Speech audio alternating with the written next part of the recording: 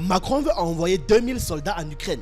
Officiellement, il dit que ce sont des instructeurs. Mais on sait tous comment est-ce que ça va finir. Pendant ce temps, la Russie rit et les États-Unis sont en train de s'effondrer avec leurs propres sanctions. Le prix du pétrole flambe, l'essence explose et l'Ukraine est même obligée d'acheter du pétrole russe. Bienvenue dans Penser le Monde et c'est le sujet que nous allons traiter aujourd'hui. Emmanuel Macron n'a visiblement pas renoncé à l'idée, au rêve, de devenir un grand général de guerre. D'après les services de renseignement russes, le SVR, le président français est en train de préparer le déploiement d'un contingent de 2000 soldats en Ukraine pour venir épauler le gouvernement de Kiev. Le gros du bataillon serait formé de légionnaires étrangers, souvent venus d'Amérique latine. Ces soldats made in France, qu'on envoie partout où ça chauffe, se battre à la place des Français. Toujours selon Moscou, ces troupes seraient déjà en Pologne, à 2 pas de la frontière ukrainienne où elles s'entraînent sérieusement. Quel est le plan derrière? Les envoyer au cœur de l'Ukraine et ce dans les plus brefs délais. Et si la presse venait à flairer l'affaire et que la vérité était sur le point de sortir, Paris aurait déjà prévu l'excuse parfaite. En gros, la version officielle, comme ils ont l'habitude de dire. Et ce serait non, ce ne sont pas des combattants, juste des instructeurs venus former des recrues ukrainiennes, bien sûr. Bref, la même chanson que juste avant chaque guerre. On la connaît bien celle-là. Le SVR va plus loin. Pour eux, Macron serait obsédé par l'idée d'une intervention militaire. Il aurait très mal digéré ses échecs politiques et son impopularité à la maison, en France même. Et donc, il est en train de tenter désormais de se façonner ou de se refaire une image façon chef de guerre. Est-ce que ça va prendre? En clair, quand tout va mal à Paris, on envoie les soldats ailleurs pour pouvoir détourner l'attention. La réaction russe ne s'est pas fait attendre. Le porte-parole du Kremlin, Dmitri Peskov, a qualifié la nouvelle d'inquiétante. Il a ajouté une remarque qu'il a faite sur le front. C'est que les troupes russes rapportent souvent qu'ils entendent des langues étrangères sur le front, ce qui confirme la présence de soldats venus d'autres pays. Mais c'est surtout Maria Zakharova, la célèbre porte-parole du ministre russe des Affaires étrangères, qui a sorti la punchline du jour. Selon elle, au lieu d'envoyer ses soldats en Ukraine, Macron ferait mieux de les envoyer protéger les musées français. La France a plus de 1100 musées, 2 soldats seulement par site et hop, plus de problèmes d'insécurité et plus de vols de bijoux qui avaient eux-mêmes été volés. Une petite pique en référence au vol et au désordre qui se multiplient en France, notamment au Louvre là. C'est le nouveau casse du siècle. คุณผู้ชมไปที่ฝรั่งเศส 位于法国首都巴黎的卢浮宫博物馆19号发生抢劫事件。 An audacious daylight robbery. Avec 2 T-Max, une nacelle, une disqueuse, des gilets de sécurité et 7 minutes, comment 4 hommes ont-ils pu voler un trésor littéralement inestimable dans le plus grand musée du monde, le Louvre, tout ça en plein jour, sous les yeux des visiteurs et des gardiens. It was an extremely well-planned theft. It's appalling. It's a slap in the face of museums everywhere. Cette simple fenêtre est devenue extrêmement célèbre et va rester dans l'histoire de l'art. Selon plusieurs observateurs pertinents, la France ne serait plus dans la phase de préparation, mais bel et bien dans un passage à l'action, c'est-à-dire dans une implémentation. Les soldats français sont en train de s'entraîner déjà, au moment où vous suivez cette vidéo, à la guerre de haute intensité en Pologne. Ils sont prêts à franchir la frontière ukrainienne à tout moment. Le 23 octobre 2025, le chef d'état-major de l'armée de terre, le général Pierre Tchill, a confirmé devant la commission de défense nationale que la France se tenait prête à intervenir à tout moment. Le message il est clair. La France doit être prête à un choc dans 3 ou 4 ans face à la Russie. Autrement dit, Paris se prépare sérieusement à une confrontation directe. Thiel a même évoqué l'exercice militaire Orion 26 prévu pour 2026 qui doit tester les capacités d'action communes entre les forces françaises, les forces alliées et même les ministères civils français. L'année 2026 serait, selon eux, l'année de la coalition des volontaires. Un projet lancé avec l'appui de la présidente de la Commission européenne, Ursula von der Leyen, surnommée par certains l'Allemande aux commandes de l'Europe. La coalition des volontaires, créée en mars 2025 par le président tchèque, Petr Pavel, regroupe des pays européens prêts à soutenir militairement l'Ukraine. La France, le Royaume-Uni et quelques autres en sont les principaux piliers. Macron, lui, de son côté, parle d'une force de réassurance. Un joli mot pour désigner des groupes prêts à se déployer sur le sol ukrainien après un éventuel cessez-le-feu, histoire de maintenir la paix, entre guillemets. Ils veulent maintenir la paix armés jusqu'aux dents, bien évidemment. C'est la base. Selon le renseignement russe, cette force française serait essentiellement composée de légionnaires latino-américains, comme je le précisais, entraînés et déjà positionnés en Pologne. Le SVR ironise par rapport à ça. Ils ont dit « Macron a échoué en politique et dans la gestion de l'économie de son pays. Alors il veut désormais entrer dans l'histoire comme chef de guerre. » Mais peut-être qu'il va entrer dans l'histoire plus bizarrement encore si jamais il déclenche cette guerre. Pendant que les militaires s'entraînent, les hôpitaux français aussi se préparent. On a des centaines de lits supplémentaires qui seraient déjà installés pour pouvoir accueillir les soldats blessés. Rien que ça, le message il est clair.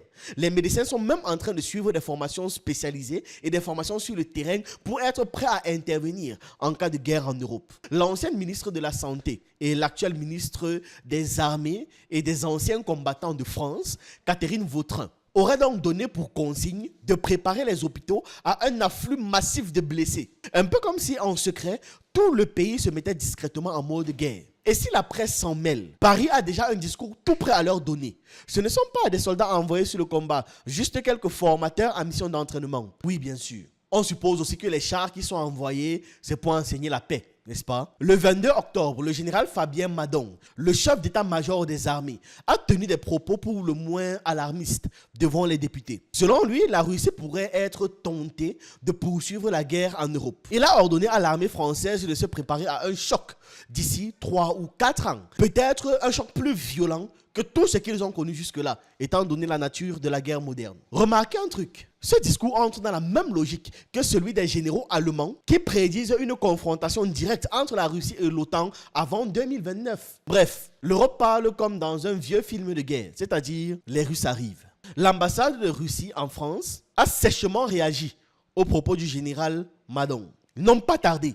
N'ont vraiment pas perdu le temps. Ils ont voulu être le plus prompt possible. Et c'est comme ça que dans un communiqué, elle a dénoncé une pure manœuvre de peur destinée à faire croire que Moscou prépare une invasion. La Russie n'a jamais eu et n'aura jamais l'intention d'attaquer la France ou un autre pays européen. Pas aujourd'hui, pas demain, pas dans 4 ans. Selon les diplomates russes, cette hystérie de la menace russe tombe étrangement, et il a noté quelque chose qu'il faut noter nous aussi. Ça tombe étrangement au moment où le Parlement français est en train de débattre du budget. Vous pensez que c'est un hasard? Et devinez quel budget augmente pendant qu'il y a les coupes par exemple sur les aides sociales. Oui, c'était facile, c'est le budget de la défense, évidemment. Pour Moscou donc, le général Madon ne fait que réclamer plus d'argent, pendant que les Français voient grimper les taxes sur les titres restaurants et les chèques de vacances. Autrement dit, on a un peuple d'un côté. Pendant que le peuple est en train de serrer la ceinture, les militaires serrent les boulons des chars. L'ambassade russe conclut avec sévérité. Cette spirale de dépenses militaires ne fait que prolonger la souffrance du peuple ukrainien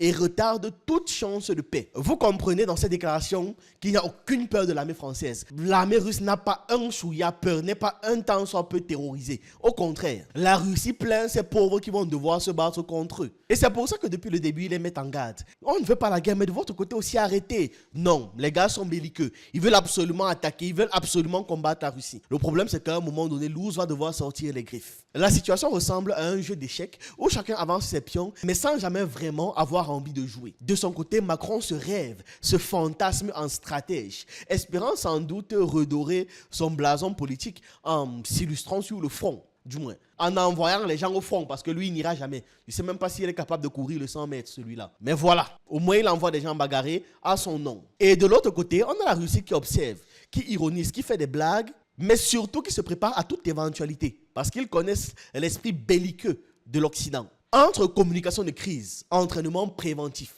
coalition des volontaires et musées à protéger, l'Europe avance à petits pas vers un conflit qu'elle prétend éviter dans les médias, mais qu'elle fait tout pour financer et alimenter. Et au milieu de tout ça, les peuples français, les peuples ukrainiens et les peuples russes, eux n'ont pas demandé à devenir les figurants d'un remake de 14-18.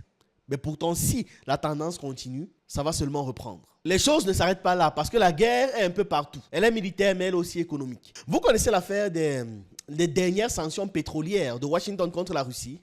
Eh bien, elles se sont retournées contre leurs auteurs comme un boomerang très bien lancé. Censé étouffer Moscou, les sanctions ont fini par faire tousser les États-Unis eux-mêmes. Même l'Ukraine, pourtant l'allié le plus fidèle de l'Occident, paye le prix. Le marché mondial du pétrole déjà instable n'avait pas besoin de ça, mais ils l'ont fait. En mettant une pression brutale sur les exportations russes, Washington a mis le feu à l'équilibre énergétique mondial. Résultat, on a le prix du pétrole et du carburant qui est en train de s'envoler. Et au lieu d'affaiblir la Russie, les sanctions renforcent plutôt son trésor public. Pendant ce temps, les automobilistes américains, eux de leur côté, voient les prix à la pompe à nouveau monter. Et on sait tous que là-bas, toucher à l'essence, c'est presque toucher à la religion. Et les États-Unis ne peuvent plus reconstituer leurs réserves stratégiques de pétrole à bon prix. Ils ne peuvent plus le faire. C'est déjà brûlé. Les raffineries tournent au ralenti. Les marges s'effondrent. Et certaines deviennent même carrément non rentables. Donc, on comprend là que ce qui devait être un coup de massue pour Moscou devient en fait une belle migraine pour l'économie de Washington. Et du côté de l'Ukraine qui validait les sanctions, qui demandait ça, ce n'est pas mieux. Parce que l'Ukraine entre dans une crise de carburant. Environ 15% du diesel ukrainien vient désormais d'Inde. Et l'Inde achète son pétrole à la Russie.